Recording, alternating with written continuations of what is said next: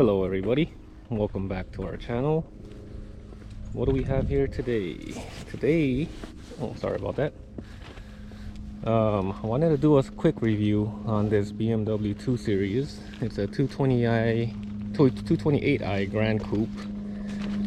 I had this car for I think a little over a week now as a loaner. They're changing the AC on my X3.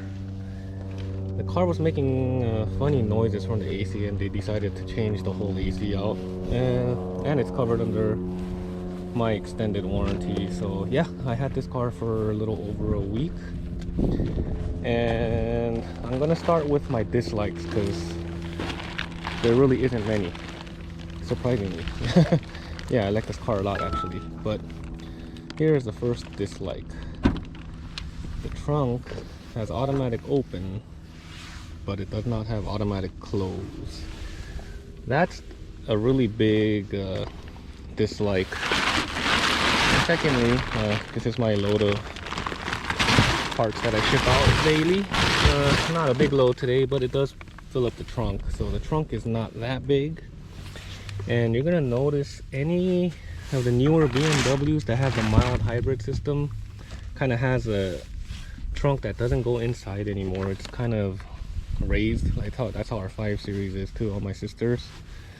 So I'm kind of used to that, but yeah, trunk space is very limited, but that's cool. I mean, in a compact car, but I don't like this manual closed trunk. That's horrible. I still remember, I think I had a 07, was it 07 or 08 Lexus ES350, and I still remember someone asking me like, hey, is your car a real Lexus? Because it didn't have the bright lights. At the time, all luxury cars had, you know, HID, or yeah, I don't think it was LED at the time, but it was HID, and mine didn't. It kind of feels like that same concept. Like, how are you gonna have a BMW and your trunk doesn't close automatically? You see the M logo, it has an M package, but yeah, it's kind of like this is a, what is it, like $40,000 BMW. So to a lot of people, it can be their first BMW, and once they see that it doesn't have automatic trunk close, I think that's a real not that great for BMW marketing, in my opinion. But that's just me. Now to the goods. Aside from that, everything else about this car is actually really good. Build quality, I was pretty surprised. It's really good. As you can see, the rear seats are very limited, but I mean, when you buy a 2 Series, you're buying it knowing that it's going to be limited. It's a compact car, that's what it is. I don't know if you can see this on the video, but this I do not like. You can see since the exterior color is blue, you can see the blue right here. That I don't like. My Mercedes CLA had that, and it was a real makes the car feel kind of cheap, and I don't know if it's because of that, or because the molding doesn't come out all the way, or because the trim doesn't end all the way, but the car does have some road noise.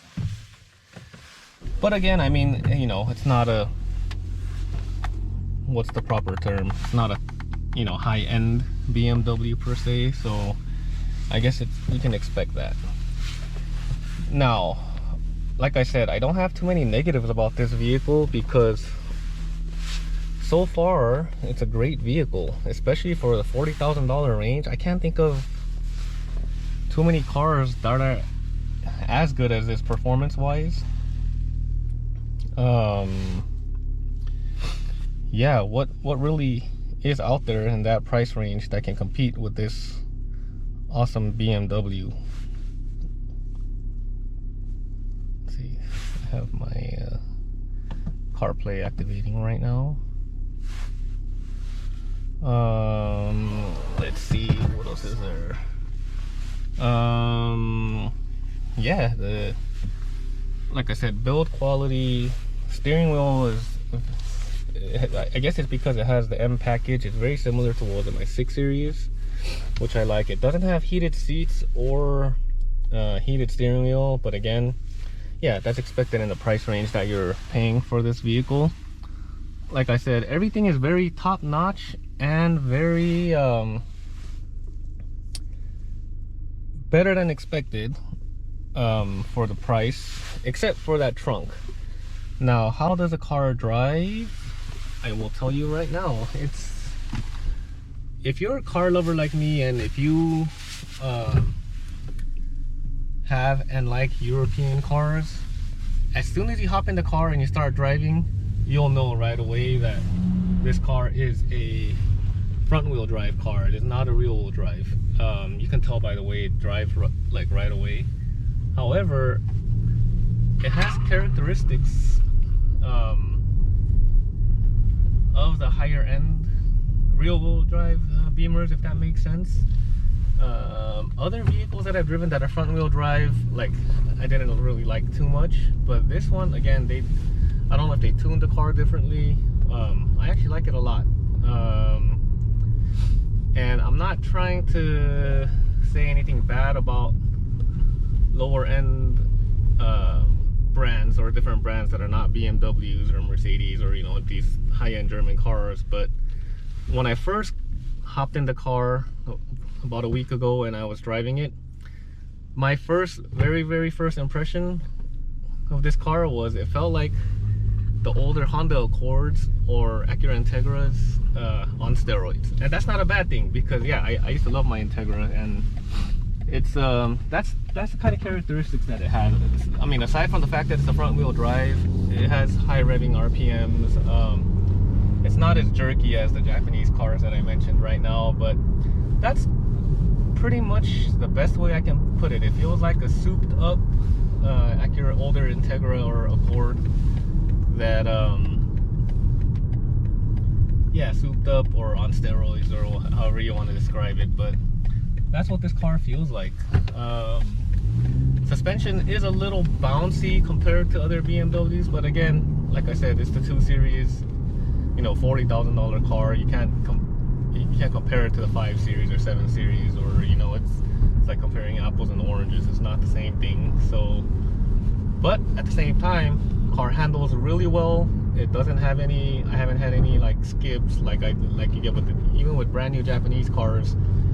When you're on a tight curve, the car skips and it chirps, which I hate. I can't stand that. But yeah, I've never had that with this car. Let's see, what else is there that I can say about this car? Sound system, again, I hate the fact that I can't play sound, and even if I can, it wouldn't reproduce it on a YouTube video the way I wanted to. But for an entry-level sound system, it's really good. I don't know if BMW heard everybody's complaints, because I know like on the 17, 18 BMW models, even on the higher models, if you didn't get the pay extra for the sound packages, the sound was horrible. It was like AM radio type quality sound. But on this vehicle, it doesn't have the Harman Kardon package or anything, but still the sound is good. So I give them a lot of credit for that. So yeah, like I said, everything else about this car, especially for $40,000, I highly recommend this vehicle. Gas mileage is good. I think it's like 34 miles highway, and if I'm correct, it was somewhere around like 25 city driving, which is not bad for a car with this much performance. The car has like 230 horsepower, if I'm correct. This one is the 2-wheel drive model. You can pay a little more, which I recommend, and get the X-Drive, which is the 4-wheel drive model. It makes a big difference. I highly recommend getting that if you're looking at this vehicle. This is, I think, my 4th car now that I'm driving that has a mild hybrid system. I like it a lot. The mild hybrid coupled with the turbo, which almost every car has now, it compensates for having a 2-liter engine, if that makes sense. I'm not a big fan of the smaller engines. I like the older BMWs and Mercedes, which were all at least 6-cylinder or higher, but you know, you got to get with the times.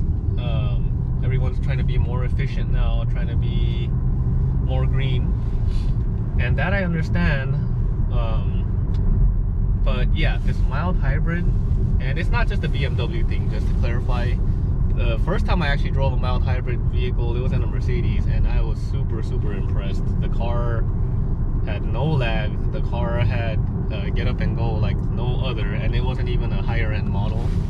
So yeah, this mild hybrid, I am a big fan of it. However, I am starting to see people complain about how they needed to replace the mild hybrid battery and it cost an arm and a leg and a warranty didn't want to cover it.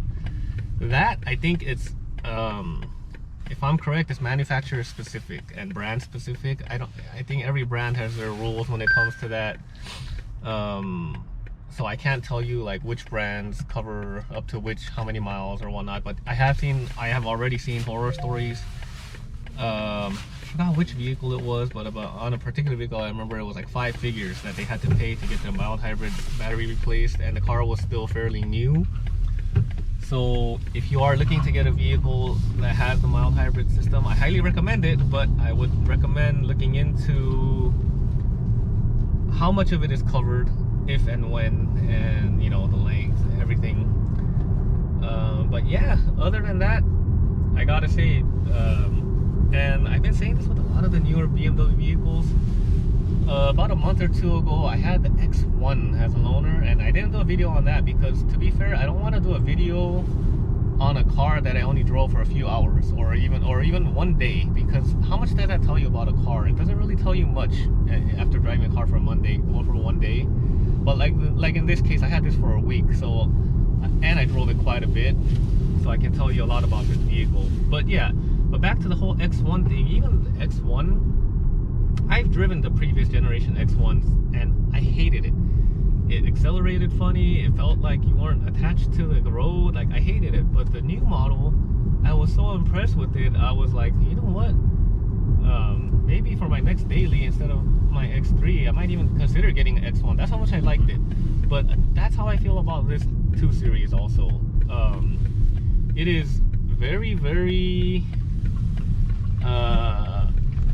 higher performance like than expected, if that, I know that wording was kind of funny, but yeah, I'm really impressed with BMW's new line of vehicles.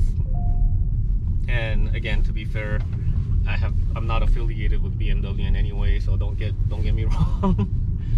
But yeah, I just wanted to share with you how great this vehicle is, and I just want to throw in there too that I was super impressed with the X1 also, which was awesome. So yeah, I hope you guys enjoyed the video, and if you have any questions about the 2 Series, feel free to send me a message as always. Until next time, David, thank you very much.